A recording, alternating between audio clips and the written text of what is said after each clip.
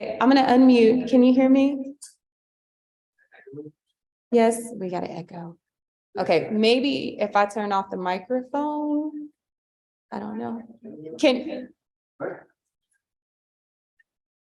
the audience hear me? Yes. So we're hearing double in here. Is that problematic? We might be able to turn the volume down a little bit in here. I don't know. Okay, well, Dr. Grady, while we're doing that, would you please go ahead and introduce yourself? Absolutely. First of all, good afternoon, everyone. For those who are online, I'm here joining you online. And for those in person, I bring you greetings from North Carolina, and particularly North Carolina Central University. I'm an assistant professor of information science and also program director of the information science program. And I'm so excited to be presenting today with Dr. Rachael Brooks, and I'll let her introduce herself as well. Thank you so much. That is awesome.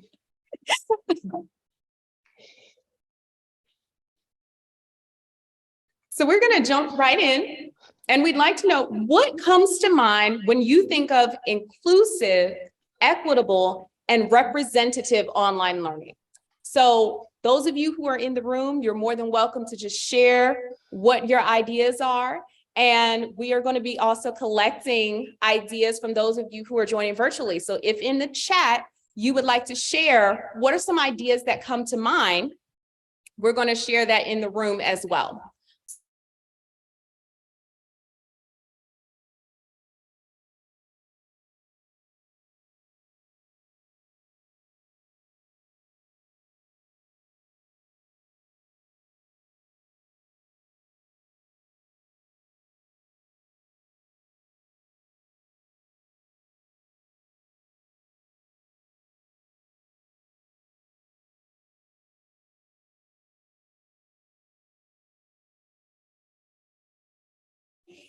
This is fine. What are some other ideas that come to mind regarding that? Yes. Having, if you're going to be using resources and providing content to make sure that the people and the resources where they're coming from are coming from a diverse grouping of academics and scholars, so that you do show the representation and people can see themselves not only in the doing but in the learning and who's teaching them. Absolutely. Excellent.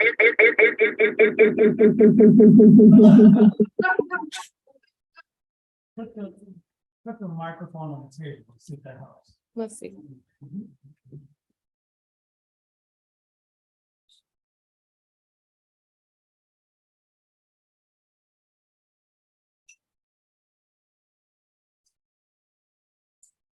Yeah.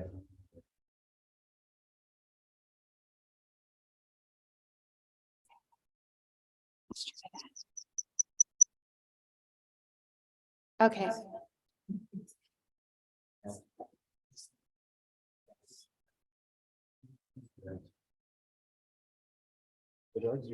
Sure. Okay. Let's see.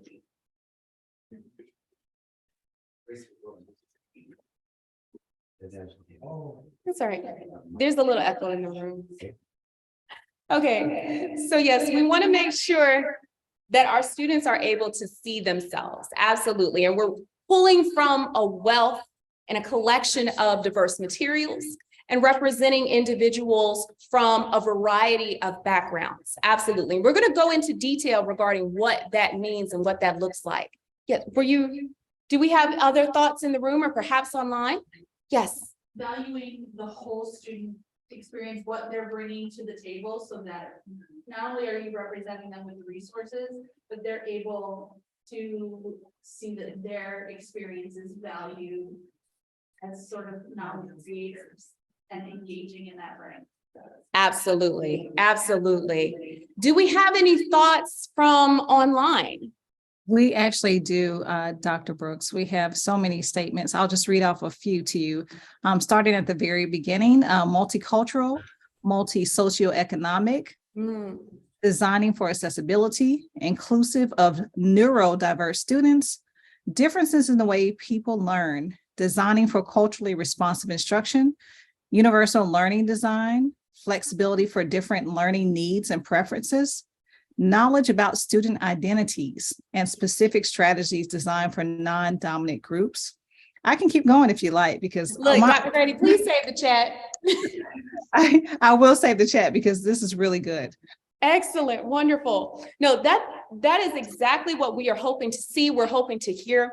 And during our few minutes together that we have today, we are going to explore that in a little more detail, okay? All right, so for our objectives, what's a QM conference without objectives?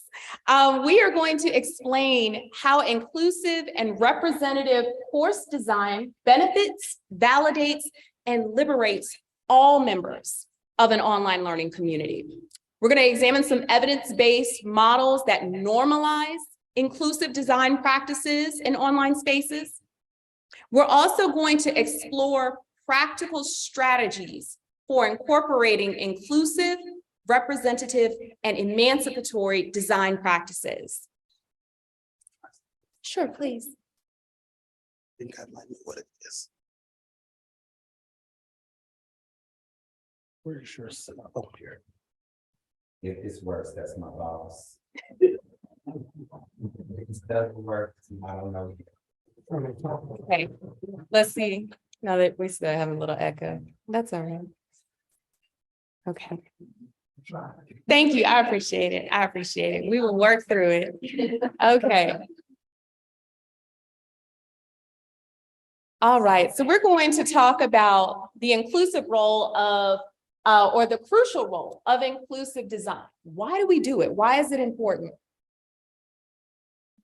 So we wanted to start out with an explanation of just to kind of ground the work that we're doing and the conversation that we're having. As it relates to, what exactly is diversity? What is equity? What is inclusive excellence? There are so many definitions that exist. And so we wanted to provide some type of context. And we decided to pull a quote from one of our recently added ancestors, Bell Hooks, who shares, "To teach in a manner that respects and cares for the souls of our students is essential if we are to provide the necessary conditions where learning can most deeply and intimately begin. We cannot cultivate an environment that promotes learning, true understanding, and growth in our students if we don't know who they are, if we don't care who they are. We need to see them. We need to recognize who they are and what they're bringing to the table." So we offer these three definitions just to kind of ground what we're going to be doing. So diversity describes the richness of human differences, including socioeconomic. I'm so glad to hear that in the chat.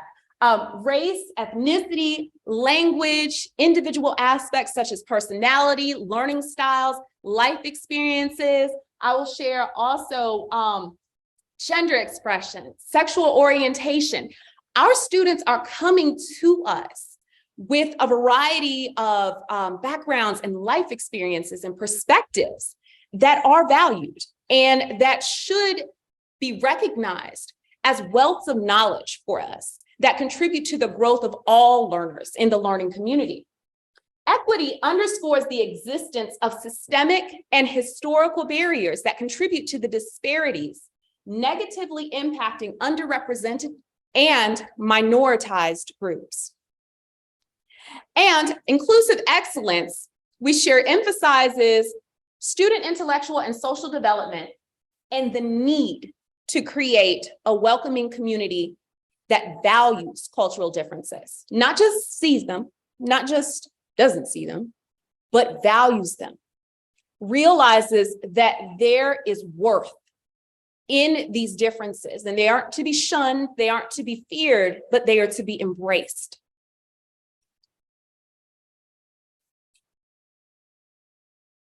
So we recognize that diversity, equity, and inclusion can work together when done well to create environments that are ideal for engaging in intercultural learning. And we're going to look at that a little bit more as we go along. but it fosters a learner's intercultural competence. So not just, cultural tolerance or, relevance. No, we want to make sure that we are being intentional about understanding one another, doing the work of digging deeper to want to know more about each other, because it allows us to enhance that understanding of diverse cultural perspectives beyond their own. Now, it's interesting because when I started out teaching at NCCU before I transitioned to my role in e-learning, I started out as a Spanish instructor. I'm a non-native Spanish speaker. And what I found was so interesting was that when I was trying to describe the use of a certain phrase, someone had asked for something in the past tense. And so I was like, well, okay, sure. And so I wrote, and they were like, well, no, that's not what we're looking for. We want this. I'm like, okay, well, that's not necessarily the past tense. But I didn't have the terminology in English to explain what it was. So I went to my linguistic background in Spanish, and I'm like, okay, well, if they're saying this in that way, and I'm conjugating it this way, I can explain this to you in English as to what it is that you're asking for. And I don't recall immediately, but there is a German quote that says, if you want to understand your language better, learn someone else's. And when we think about this intercultural competence, if we want to understand ourselves better, if we want to understand the human community in which we are involved, in which we are all members of, when we talk about diversity, it isn't just in addition to what we have collectively identified as the status quo or as the norm. It is recognizing that we collectively are a diverse group of individuals. We all bring a variety of perspectives, backgrounds, lived experiences that should be valued. And so it's changing that perspective to engage in intercultural competence amongst everyone within the community.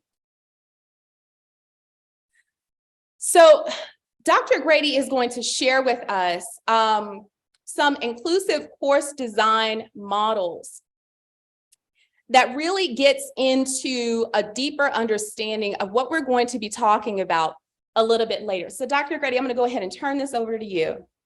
Thank you so much, Dr. Brooks. And before I begin presenting this information, I just want to say something that Dr. Brooks and I learned from the pre-conference workshop where we got to spend, a half a day with many individuals on this. And I just want to say, just know that everything that we're going over is ongoing.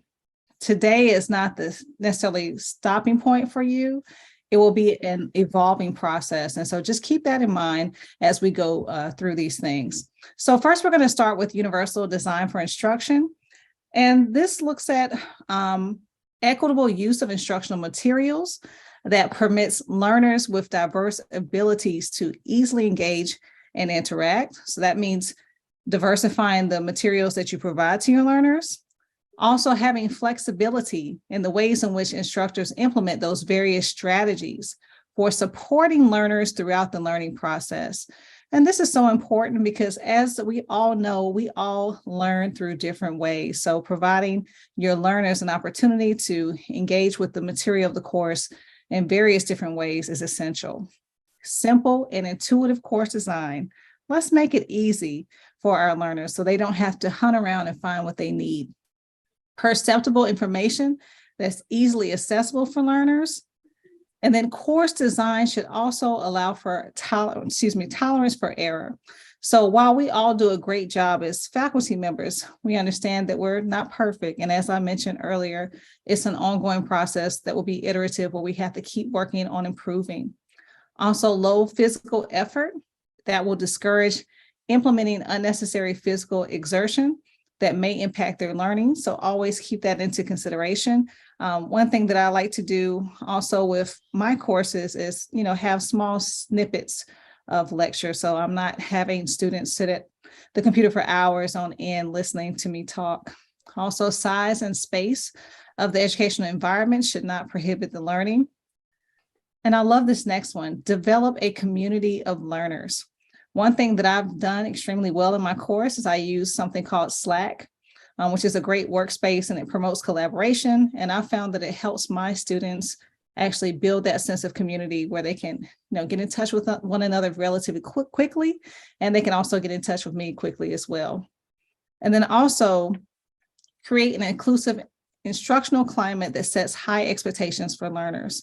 And so one way that I love to do this when I start off my classes, I put that expectation out there, but also having those rubrics and checklists where students know upfront what the expectation is, I think provides them an opportunity to strive for the excellence that I'm setting forth. And so those are things that we need to do.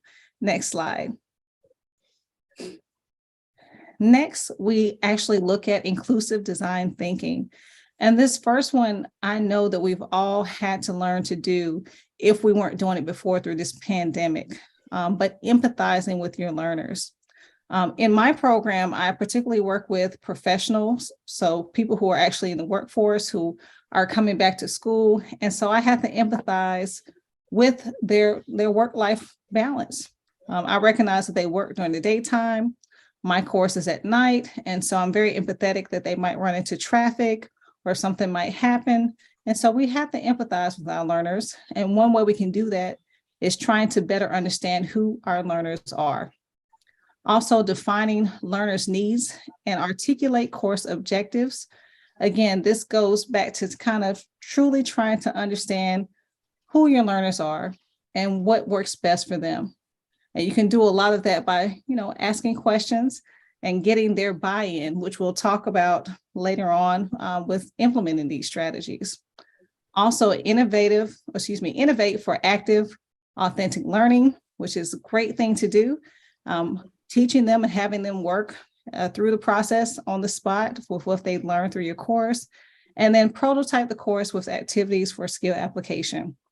It's imperative that we help our students see beyond the textbook. They want to know how everything they're doing applies to the real world. And so we need to help them do that. Next slide. And lastly, we're going to look at Morrison, Ross, and Kemp instructional design model.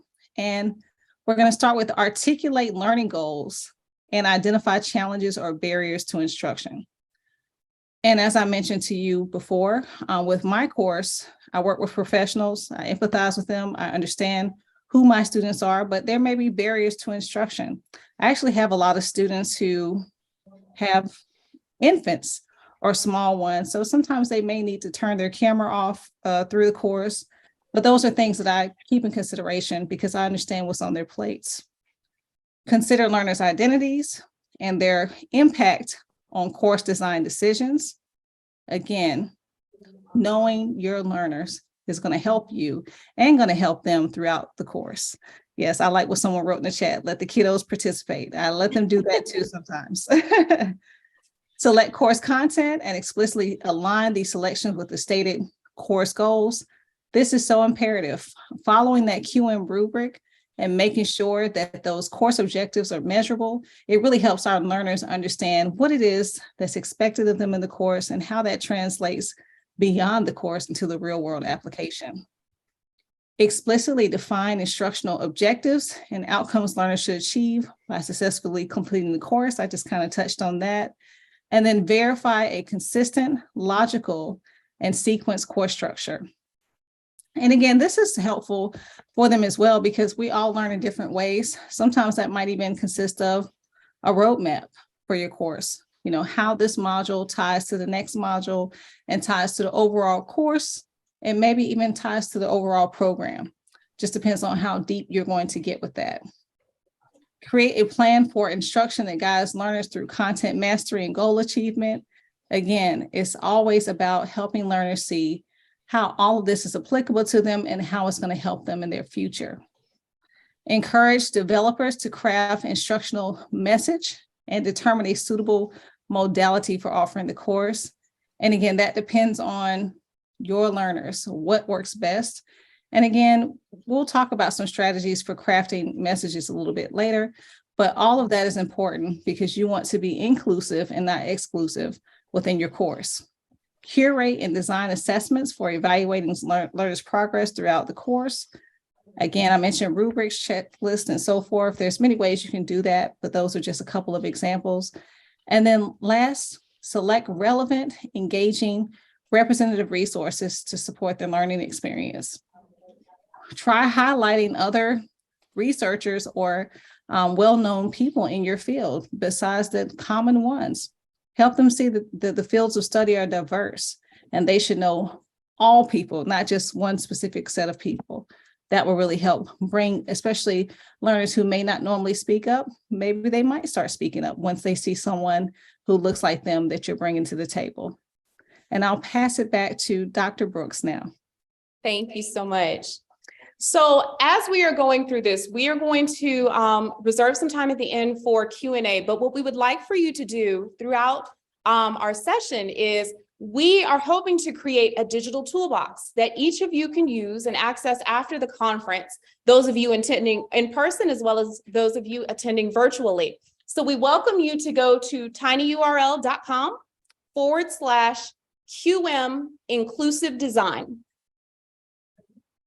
QM inclusive design. This will take you to our group Padlet that provides you an opportunity to share what are some of the strategies that you are using in your own courses, in the language and information. Let's say if you're not an instructor or not an instructional designer in that space, but you're engaged with learners in a variety of ways. What are some ways in which you are incorporating these models that you see?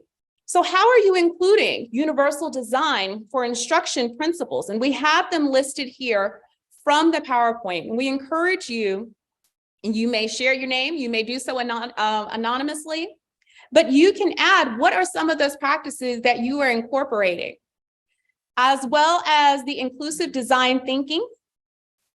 And we have that broken down for you, just as a reminder, those 4 points, and the Morrison, Ross, and Kemp instructional design model. Although we might not have time to go through these, we do encourage you to take a look at this because we have a community of individuals who are going to be contributing to it. And so we look forward to you not only sharing that because we want to see what you're doing, but also for you to be able to utilize that in your own work. And I already see persons typing away. I love it. Excellent. Okay, so we are going to talk about some theoretical approaches for fostering inclusion and representation. Now, this is not an exhaustive list. These are some of our favorite scholars that have done this work, and we are going to encourage you to dig deeper, to look at some of the lectures and presentations that they've done, the research that they've published, as well as others in the field. But we felt that the individuals that we've selected here successfully capture what we would like to highlight as it relates to creating these inclusive and representative spaces online. So the first framework that we would like to share with you is the social emotional learning framework, which comes from the Collaborative for Academic, Social, and Emotional Learning. And so each of these kind of build on one another. We're going to talk about them briefly. But the first one taps into self-awareness. And this is dealing with a learner's ability to identify and understand their own motivations, beliefs, as well as their values, and how they can impact their behaviors in a variety of situations. Okay, so they're talking about how they're able to identify that within themselves. Building onto that is self-management. So they've identified these behaviors, values, and beliefs.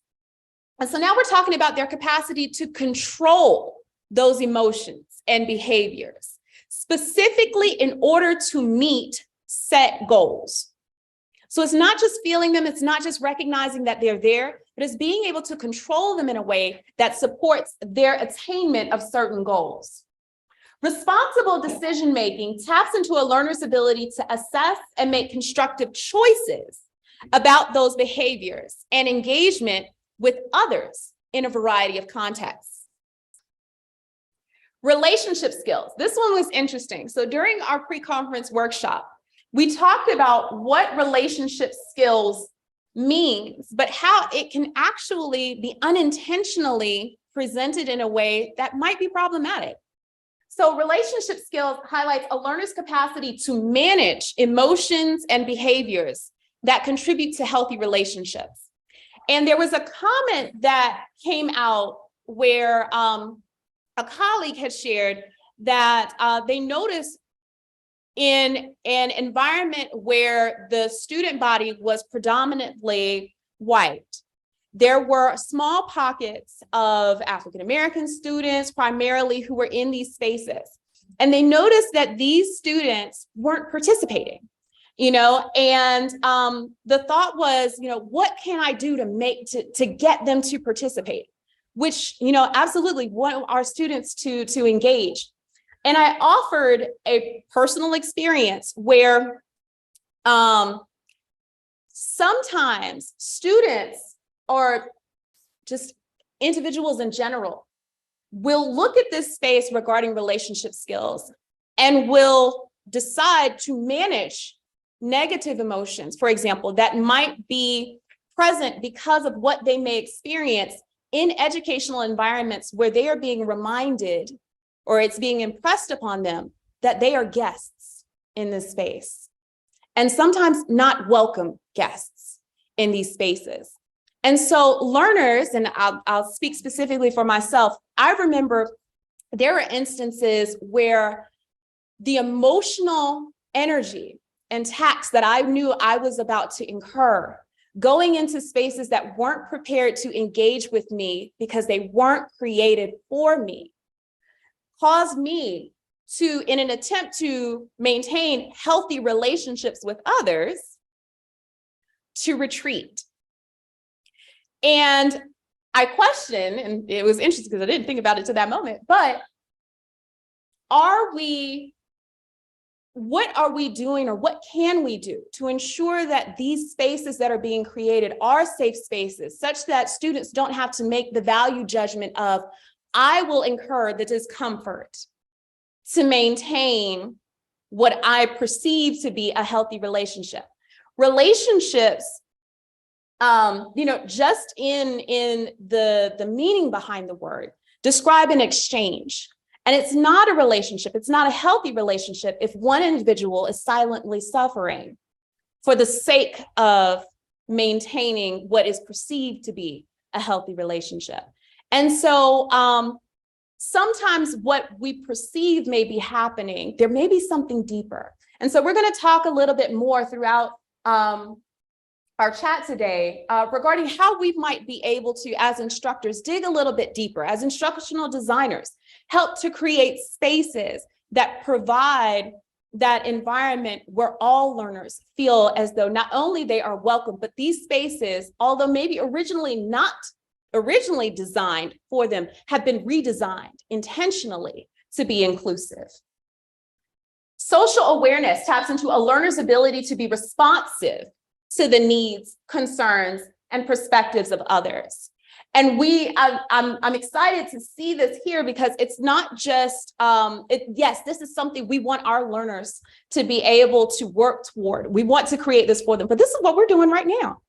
We are being intentional about tapping into what are the needs, what are the concerns, what are those perspectives of others that we can incorporate in our approach to create high quality and inclusive online learning environments. So we offer to you another framework.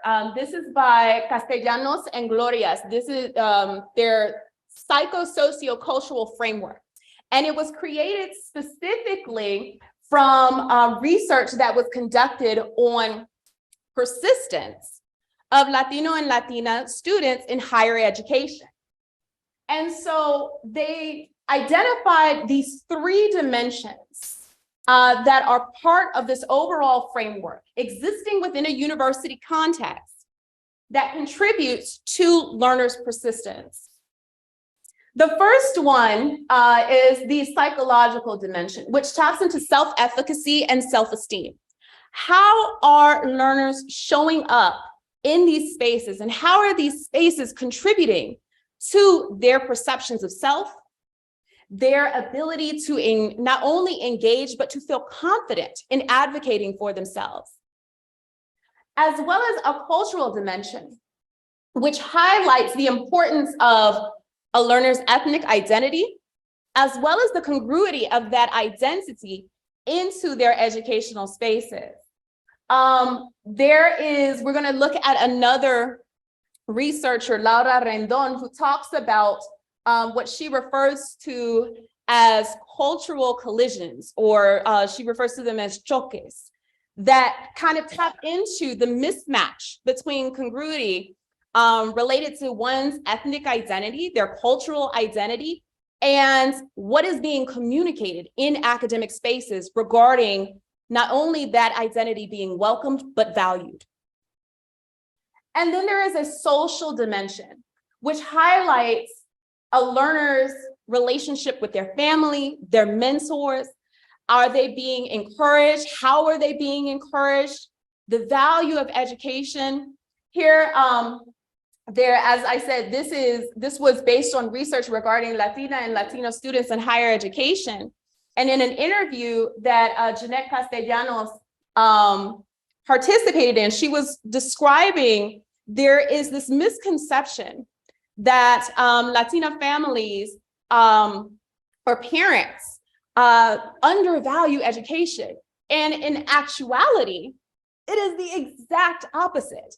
But there is a perception in higher education that that is the case.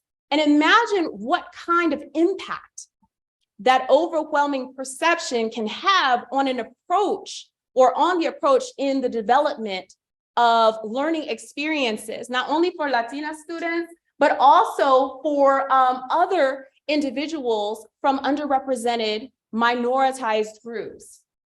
Another consideration related to the family aspect is, what are the responsibilities? Dr. Grady was talking about understanding your learners. What are the responsibilities and roles that your learners have? Why perhaps are they making the decisions that they are making regarding academic elements that may not be purely based on academics? There may be other concerns, other responsibilities, other roles that they play, that they hold, and that they value, that not considering that in the educational space can present a skewed perception of a student's motivation and their dedication to their learning process. And so Castellanos and Glorias are, they provided this framework to describe those elements that impact persistence of students in higher education. The next theory, this one is validation theory, provided by Laura Rendon. And she talks about two different types of validation: academic validation and interpersonal validation. Academic validation taps into the entities within and outside of the classroom that encourage students to believe they can learn and succeed.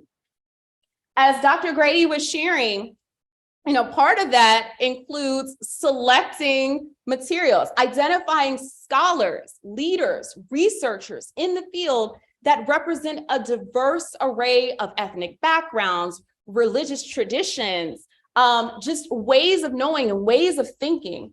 I'm gonna put Dr. Grady on the spot, but Dr. Grady was the first, the first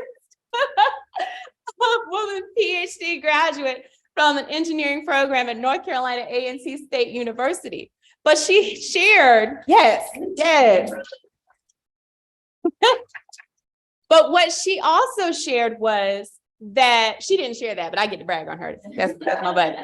But what she did share was, when a student looks up a computer scientist, her image and images of persons who look like her do not appear on the first or the second or the third page. And that is, can you imagine the type of impact that has on a young individual who wants to go into this space, but does not see their future successful self represented? We talk about cognitive load, and we often talk about that as that relates to the creation of online courses, and that's important. But socially, emotionally, that has an impact. That validation piece is so critical. Interpersonal validation taps into the entities in and outside of the classroom that support learners' self-development as well as social networking skills. And so I'm going to highlight some of the items within validation theory because I do want to be mindful of our time. We have a short video that we want to share with you. And so we are going to include that. But some of the pieces from validation theory that we really want to remain with you is that validation must happen early and it must happen often. It is not a destination, but this is something that should be ongoing.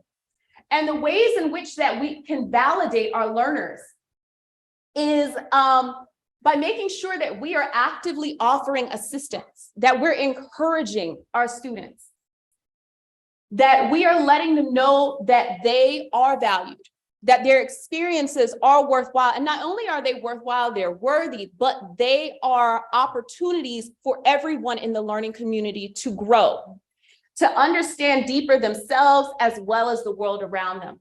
And by validating learners, they feel a sense of self-worth, self-value, and that contributes to their belief in their ability to succeed.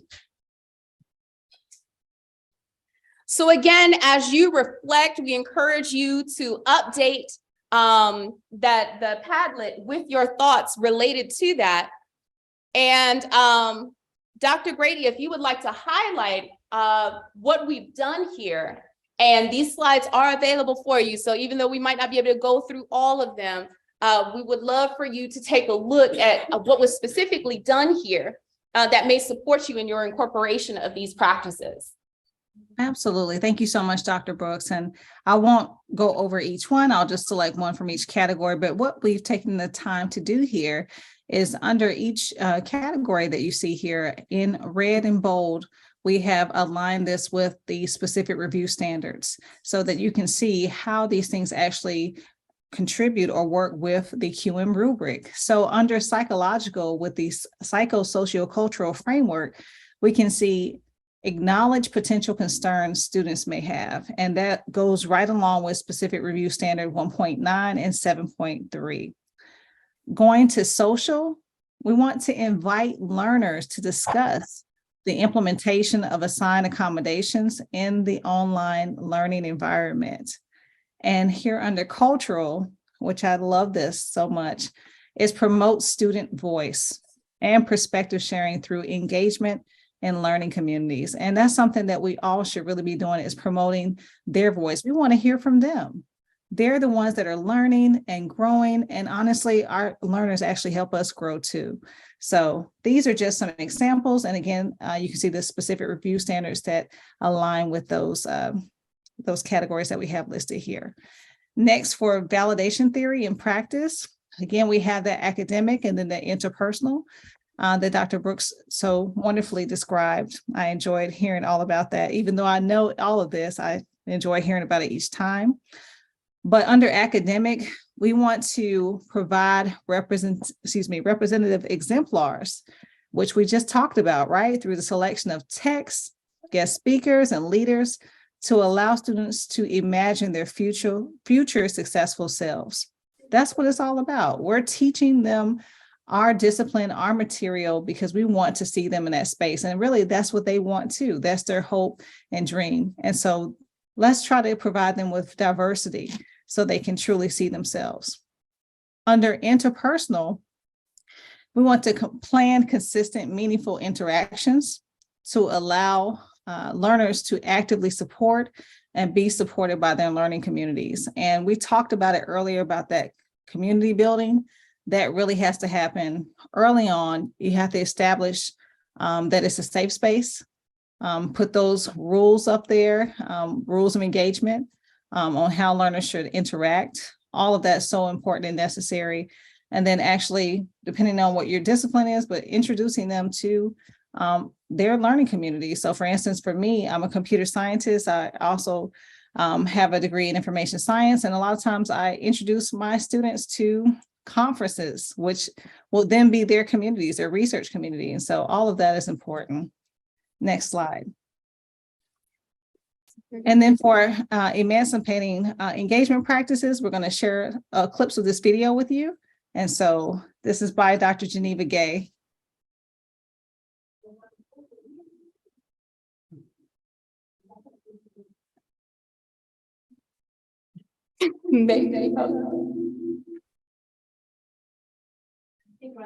Take right, and yeah, and then That's all right. Hold on just a second.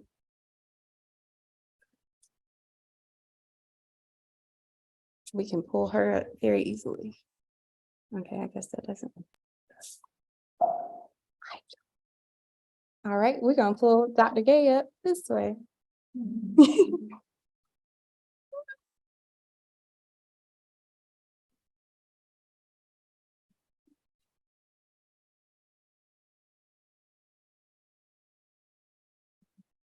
Here we go.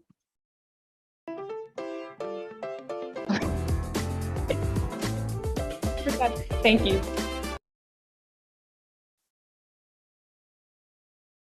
So many educators still are operating on the premise that in order to do inclusion, it really is that for teachers and school leaders, you do it if you kind of want to do it.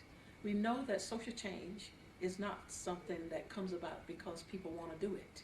There has to be some kind of mandatory kind of accountability tracking that's going on. This requires a fundamental change, and change is difficult for most of us to engage with, but yet it must be done.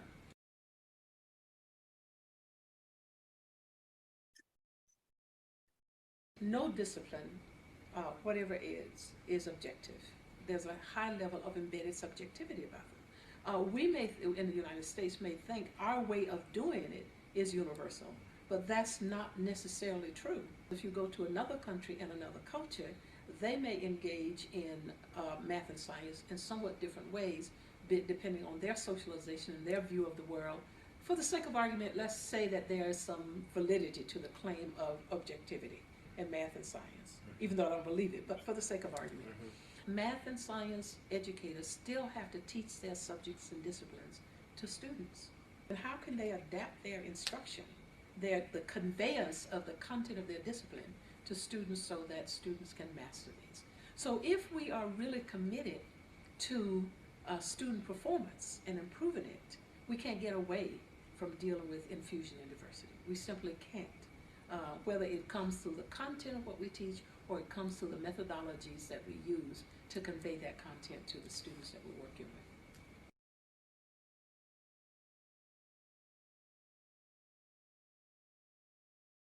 Let's imagine that humanity in its totality is kind of like a community, a broad community. Not everybody lives in a community in the same place, in the same way, and all of that. What tends to happen is that the people that make up a community, they have kind of sub-communities within it, but they're still part of the larger community.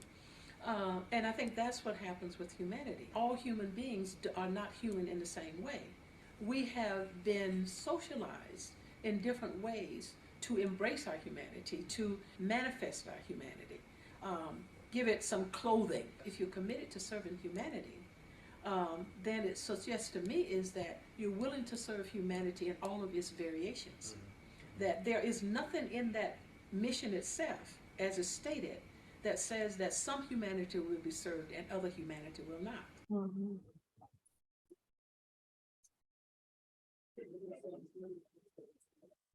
Whatever you want your diverse students to learn, you can't teach them in all the same way because they're not the same person. The only way you could use a universal one way of teaching is if that you had a student body of clones. You can't assume that you can use one way of assessing everybody because, again, just as they learn differently, they also show and demonstrate their performance, their mastery in different ways. Your assessment measures ought to be compatible with the pedagogical techniques that were used. If one of those pedagogical techniques is critical analysis, at least one of the assessments ought to be critical analysis. I think we have made some progress on the input part, for example, on curriculum design, getting new diverse content into courses. But very often, we don't follow through the whole process and track that through assessment. And assessment goes in some direction that is basically inconsistent with the curriculum and the kind of instruction that we've taken. We're going to have this final question. Diversity is the pulse beat of the United States. It always has been. And the curious thing about it is the United States is not getting less diverse, it's becoming more diverse. The problems that all of those things people talk about have happened in the past, those problems still exist today. Those challenges are still there. And some analysts say that they're even worse than they were back in the 50s and the 60s. Diversity in humanity and in the context of the United States and in the variation of the world is not going away. You simply can't remove diversity from the human family and say that you're dealing with the human family. Because if you remove diversity, you remove humans. So what have you? So we encourage you to take a look at the work of Geneva Gay, Castellanos and Gloria, as well as Laura Rendon. They have done some amazing work, and we invite you to reach out to us if you would like to receive any additional information. We'll be glad. We will also be updating the Padlet with additional resources, as well as other frameworks that you might be interested in exploring as it relates to this work. But we would like to thank you for your time today. If you have questions, you are more than welcome to also post those to the Padlet. And if you would like to schedule a Zoom meeting and hop on and have a conversation, we welcome that as well. Thank you so much for joining us.